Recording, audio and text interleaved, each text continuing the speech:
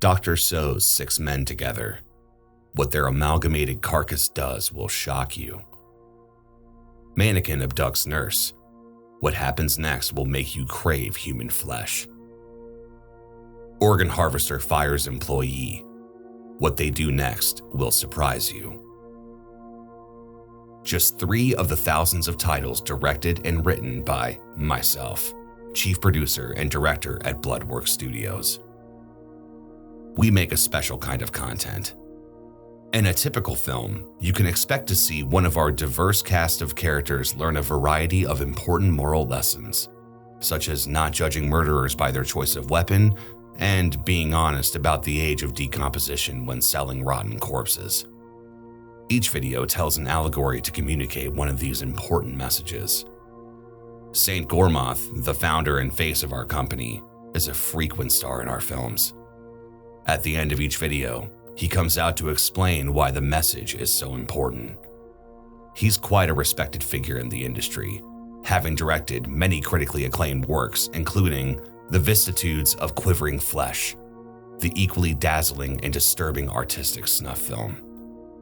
He's who I have to thank for my career as a darknet producer. We have an intense upload schedule, producing 3 to 4 videos a day. And before you ask, no, we're not abducting hundreds of humans a week to participate in these videos. That would be silly and impractical. We prefer to produce our actors in a more unconventional manner, a method that we've perfected over many years. We have special breeding pits set up all around the abandoned town we operate in. We collect mostly animal source matter, which is digested into a biological pulp and then molded into human bodies. A couple of blood incantations and you have a walking, talking, perfect imitation of a human, only without the free will. Even more conveniently, when they become damaged or once we're done with them, we can recycle the bodies back into the flesh pits to create more of them. Non-human actors who frequently grace our shows to teach our protagonists their moral lessons are a little different. They are more difficult to procure and the biofuel just doesn't make convincing substitutes, so we have to think of alternatives. A lot of the time, it's easiest just to rely on CGI and special effects. We do our best with what we have. Some would say our videos are forced, repetitive, and that they offer quite obvious and common sense moral messages. But that's merely a matter of perspective. I've seen the impact our videos have, particularly on the newest generation who are growing into this world. Knowing there are people out there learning something from the work that we're putting out, that's what keeps my passion alive for making these types of videos. Well, the 6-figure salary helps too, but the salary isn't the most important thing. It's because of this passion and drive to do what I do and the effort I put in to produce such quantities of content that what I'm about to share with you here was so upsetting to find out about. Laughing Corpse Productions, a now irrelevant organization you've probably never heard of. They appeared recently, a couple of years after my videos got popular on the dark net, probably seeing the success of us and decided that they wanted to carve off a piece of our audience for themselves. It wasn't long before their films were brought to my attention by some of my audience who'd watched them for their increasingly evident levels of similarity to my own. Here's an example. About 7 months ago, I released a video with the title, "Woman Refuses Gift from Cannibal Family. The Ending Will Make You See Red." Not a day later, Laughing Corpse Productions came out with a video titled, "Mother Insults Cannibal Neighbors. How They React Will Have Your Vision Going Red." I watched their entire video. It was a complete carbon copy. And with how badly it was made, I thought at first it must be a parody. Then I went through some of their other videos and I realized it wasn't the only one. In fact, I struggled to find a video of theirs which wasn't a ripoff of one of my own creations. As you can imagine, this discovery made me livid. I hunted down one of their producers online and contacted them. I made it very clear what I would do to their business if they didn't cut it out and take all the similar videos down. The producer wasn't fazed by these threats. He shut off all contact after a brief argument between us. I could already tell Laughing Corpse Productions was going to cause more problems for me. Their response came a couple of nights later. I was startled awake by a cacophony of shrieks and gunfire interspersed with crashes and sounds of breaking glass. I stumbled out of my office where I had dozed off, wiping drool from the corner of my mouth. I was greeted by the smell of smoke and the sight of glimmering spots of red flames in the night. I ran over to find my production set burnt and vandalized and several of my crew dead. The perpetrators had come in during the night. I would later learn with the assistance of one of my ex-employees who had helped them deal with our security.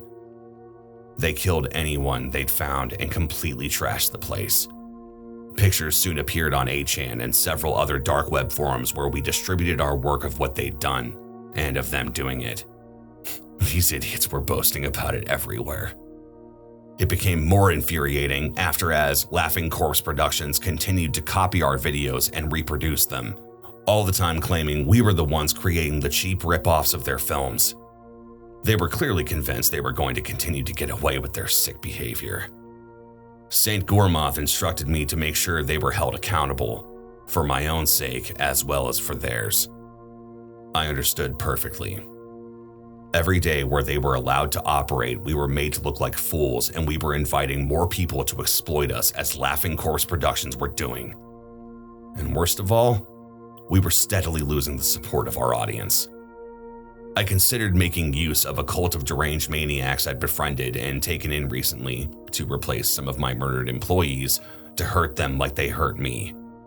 With my resources and their ravenous ferocity, I could easily trash their operations and massacre all their staff.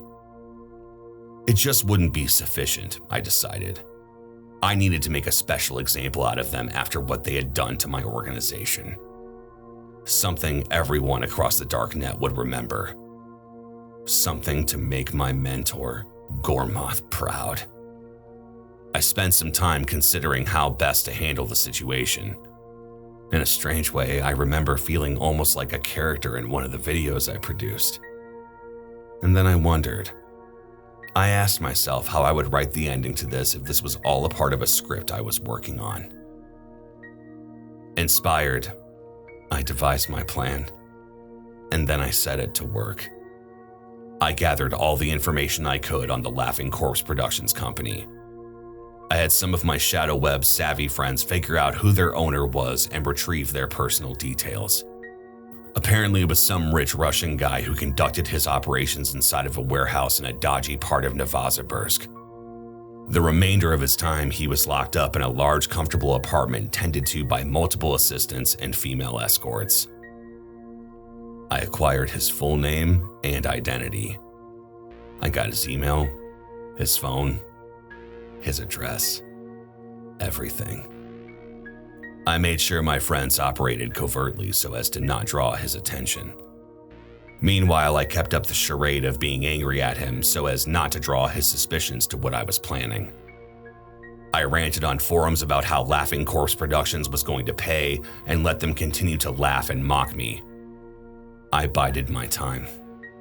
As my friends did their work, I was busy in the pre-production of my most ambitious project yet.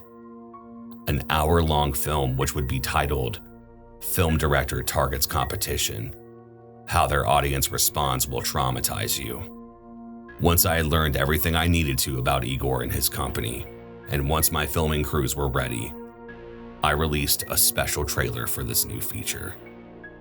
With the trailer, I made a grand announcement I knew would excite all of my fans into a frenzy. For the first time ever, my fans could be in one of the Bloodworks Studios videos. Whichever individuals hunted down Igor first would become the stars of the show. I gave the audience all the details they needed. I just left enough information out to make it at least a bit of a challenge for them to find the guy and to get to him. I wanted the film to be fun and exciting. And of course, I wanted to make it look like the audience had hunted Igor down, since that was a part of the narrative. I filmed the entire thing, I had camera crews set up around Igor's home and even more following him quietly everywhere he went. I made sure to capture the story from every angle. The audience went above and beyond of what I expected of them. More than 50 people participated in the game, traveling all the way over from their homes in distant countries. Relentlessly, they hunted Igor down. I kept track of their progress through their updates on various message threads that had popped up discussing my upcoming movie. The man who reached him called himself Butchermaster Stevens. He was dressed up in a thick overcoat with blood-stained gloves and tracksuit pants. Most notably, he had several grimy metal spikes embedded in his skull, which protruded from his ragged mop of hair. His eyes were red and permanently bloodshot, giving him a pleasantly deranged look. I won't discuss exactly what he did to Igor. You'll have to watch the video to find that out. I will say it was creative, very long and drawn out, and every moment of it was captivating to watch. Stevens was a natural-born killer, of that much I was certain. He met up with the film crew after he was done with Igor and introduced himself, giving quite a show for the camera. He had a backstory prepared and everything. He was brilliant, a well-trained actor. I was very satisfied with his performance, and I knew I absolutely had to hire him into my crew. It wasn't only Stevens who left an impression either. When the others figured out Igor was no more than a collection of scattered, burnt, and completely unrecognizable remains, they located the warehouse he had been operating in and stormed the place. I was lucky enough to be able to catch it all on camera. I had some people stationed there to keep an eye out for Igor in case he went over there to do some work. I decided to include the footage, though it meant extending the film well over its intended length. I thought such dedicated individuals deserved recognition. And, of course, the employees of Laughing Corpse Productions had to be held accountable somehow too. The film was my greatest success yet. Live showings of it occurred on gore websites who'd previously lifted their noses at my work. I had my employees sorting through countless sites selling pirated copies and taking them down. With the overwhelming attention, I began to feel a little bit like a celebrity. And St. Gormoth was proud. He wasn't going to murder me brutally for displeasing him. Instead, he gave me a pay raise, along with generous praise. Gormoth truly is a pleasure to work with, when he isn't angry at you. It looks like audience participation will become a permanent thing from now on. And with nothing left of Laughing Corpse Productions, I'm able to focus on my work again. What's truly important to me. It seems like people got the message with Igor's death. Another valuable moral lesson I've taught the world through my passion and love of storytelling. It would be great if you could have the pleasure of seeing my most famous film someday, if you can afford to purchase it. If you ever happen across my videos and perhaps even become a supporter of Bloodworks Studios, it's my hope that you'll find some meaning out of my work, as so many others have done. It's supporters like you who keep me doing what I'm doing.